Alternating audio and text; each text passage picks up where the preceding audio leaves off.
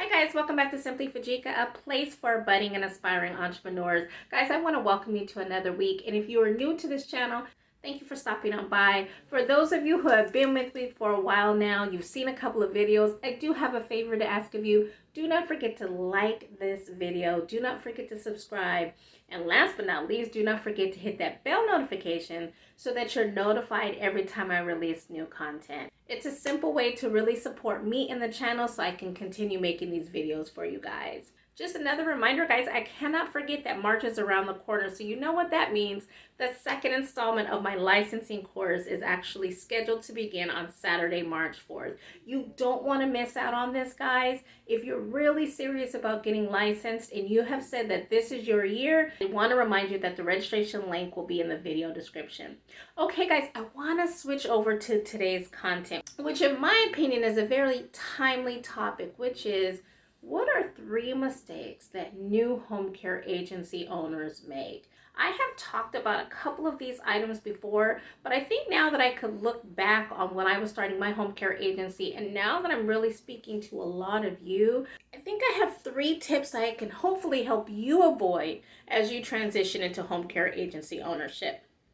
Okay, guys, if that sounds like something you're interested in, then stay tuned. The first tip that I want you guys to avoid is thinking that people are looking for you. And guys, I'm going to clean that up really quickly. They are looking for your service, but they don't know enough about you to look for you specifically.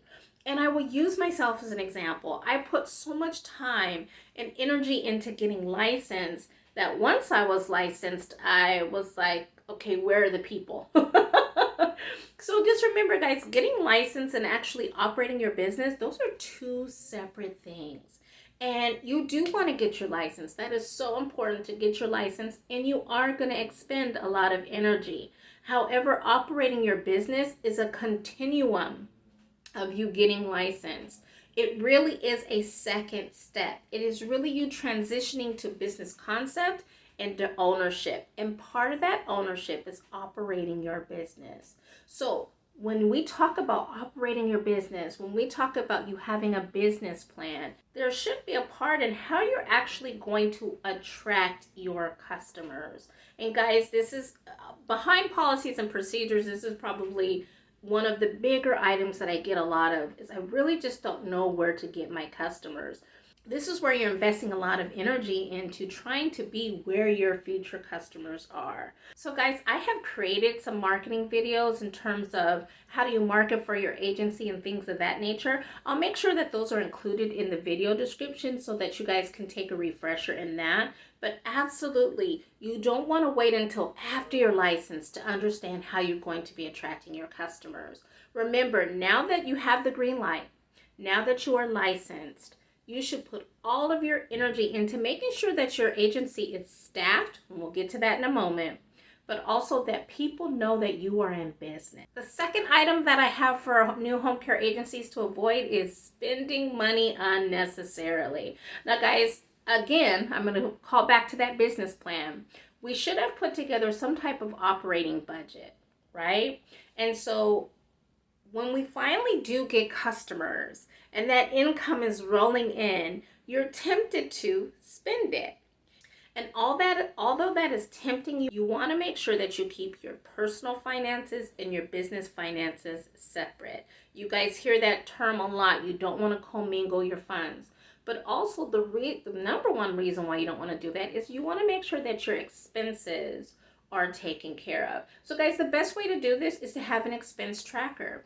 Most of us, our biggest expense will always be salary. How many people we are paying out, our home health aides, the people that are supporting our business. We have to make sure that we continue to pay them because nobody is wanting to work for free. So we want to make sure that our salary is taken care of. If you have an office outside of your home, what does that rent look like? What are those ongoing expenses that you incur that have to be taken care of?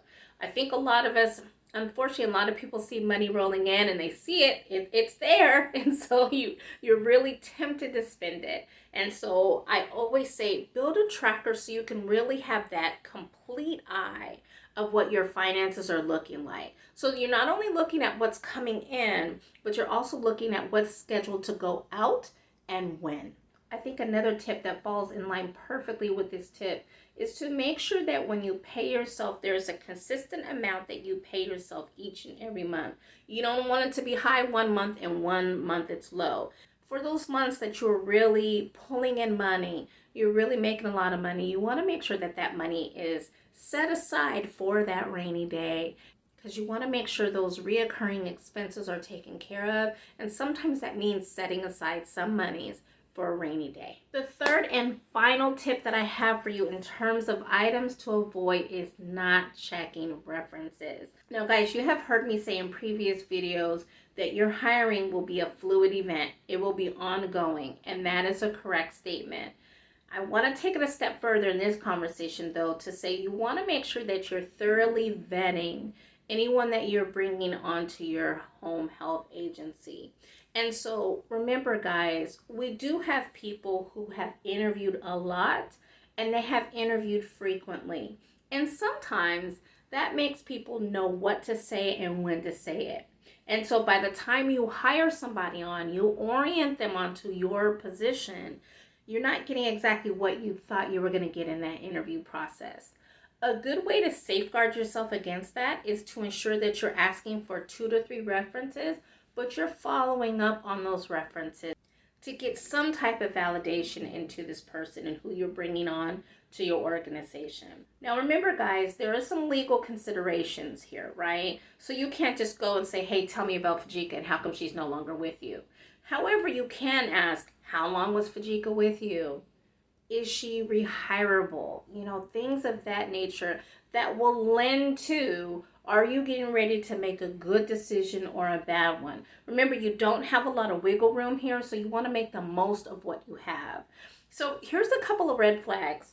The person doesn't have any references to give you. They have personal references, but they don't have any professional references to give you. Those are considered red flags. If you call one of the references and it doesn't sound like a business, it may sound like a friend. Okay, if you're not looking for a personal reference, that may be a red flag. So just things of that nature. You really want to cue into how this person may be. Guys, you also want to look at this person's history, because hopefully you found this person through a job ad. You should have some type of resume for this person on file. What does their job history look like? Again, just little cues that may tell you that there's something that requires a little bit more questioning on your part.